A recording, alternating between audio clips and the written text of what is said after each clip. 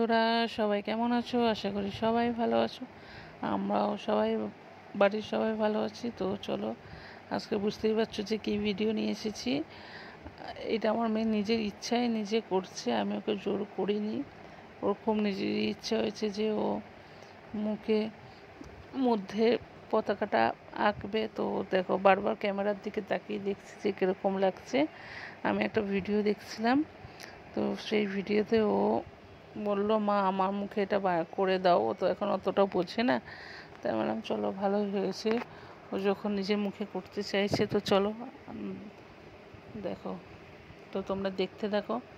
অবশ্যই আমার ভিডিওটা ভালো লাগলে লাইক করে দিও, কমেন্ট করে জানিও যে কেমন লাগলো তোমাদের এই ভিডিওটা।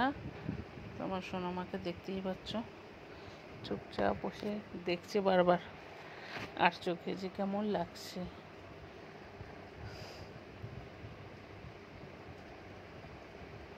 অন্য বাচ্চা হলে মুখে আমরাই নর্মালি সেলোটেপ দিয়ে যদি এরম করতাম, আর সেলোটেপের সাথে মুখের মধ্যে যে লোমগুলো থাকে সেগুলো উঠে যায়, ছুটে পালাতাম। ও তো এইটুকু বাচ্চা, এখনও 3 বছর হয়নি, তাও ধৈর্য ধরেছে, বসে বসে আঁকছে। এটাই আমার অনেক সৌভাগ্য বলতে পারো। আমার মানে সত্যি আমি ভাবিনি। তাই আমি ভেবেছিলাম চলো ক্যামেরাটা চালু মানে অন করে দিয়ে দেখি কত মানে কি করে, কিন্তু দেখলাম না, পুরোটাই ঠিকঠাক করে করলো।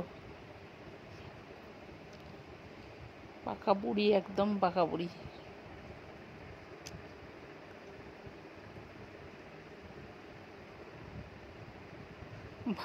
একটু করে আঁকছে আর বারবার করে নিজের মুখ দেখছে আর হাসছে যে ওকে কীরকম দেখতে লাগছে। দেখো, এই দেখো।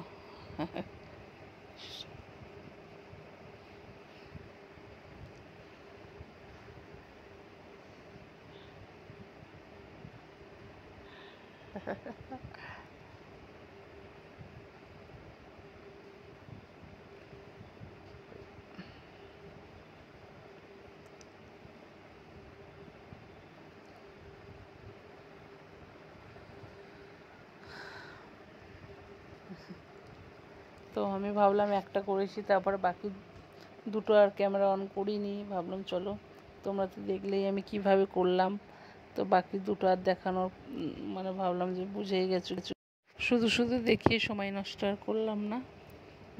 দেখো, সোনা বুড়ি একদম।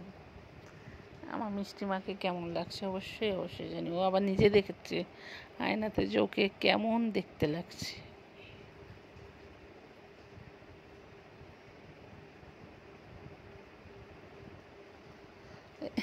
প্রথমে গানটা করছিল জনগণ মন, তো ভালো হয়নি বলে আমি ওকে আবার করতে বলেছিলাম। বারবার অনেকবারই করলো। দেখ, একদম পাকি বুড়ি।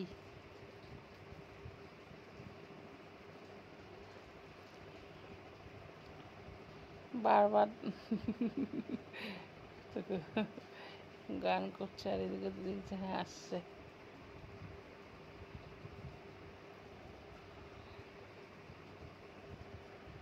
তো রাখির কোনো আমি ভিডিও দিইনি, কারণ সবাই জানো আমার শ্বশুরমশাই এবারে মারা গেছেন। তো আমি রাখি পড়াইনি, তো রাখির ভিডিও করা হয়নি।